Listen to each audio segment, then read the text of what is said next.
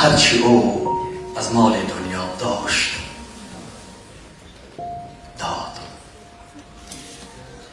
خیطه بلخ و بخارا داشت داد.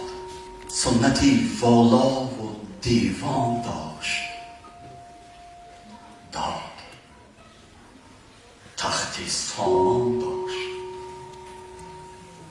داد. دشمن دانشگدایش دانشی سینا گرفت. دشمنی بی سنتش دیوان مولانا گرفت. دشمنی صورت پرستش صورتی بیزار بود. دشمنی بی خانهش در خانه او جا گرفت.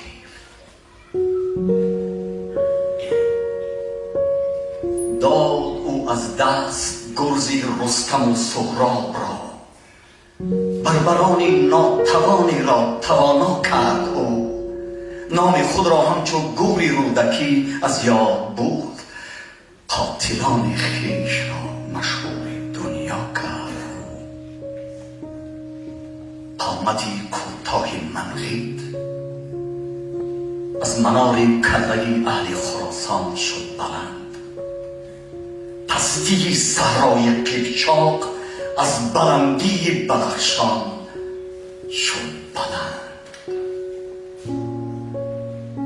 از وطن تا بر کفن هر بود و نابودش کی بود. بر کفن طلب و وطن طلبنده ها بخشید و داد.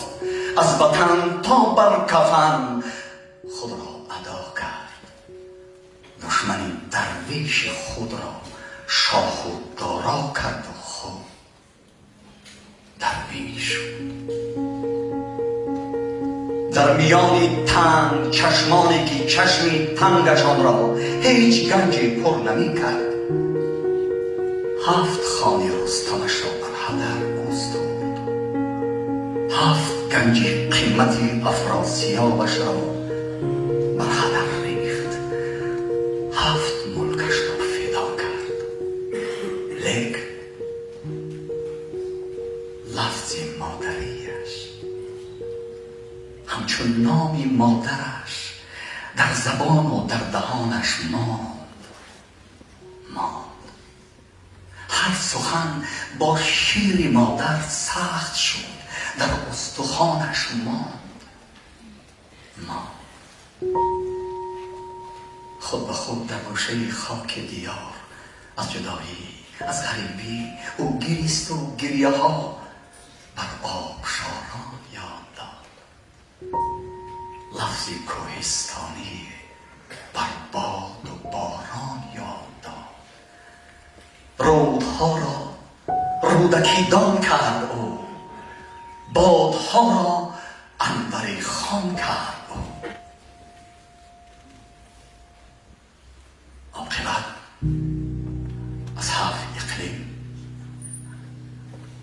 زیر پایش 1 قدم ماند. 1 قدم از ملک جهان ماند. لیک در دستش قلم ماند.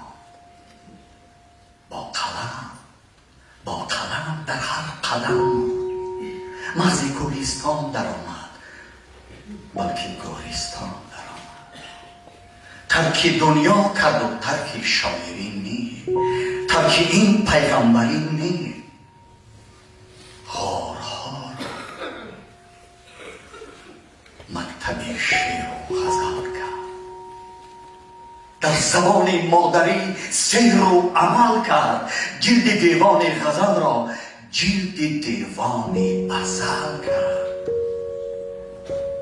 تا کنون از تاقیغاره، از مخاکه، از مغاره، از مزار و گوشه ویرانه میتوان دریافت تومار بیازی دفتری از شاعر گمنام.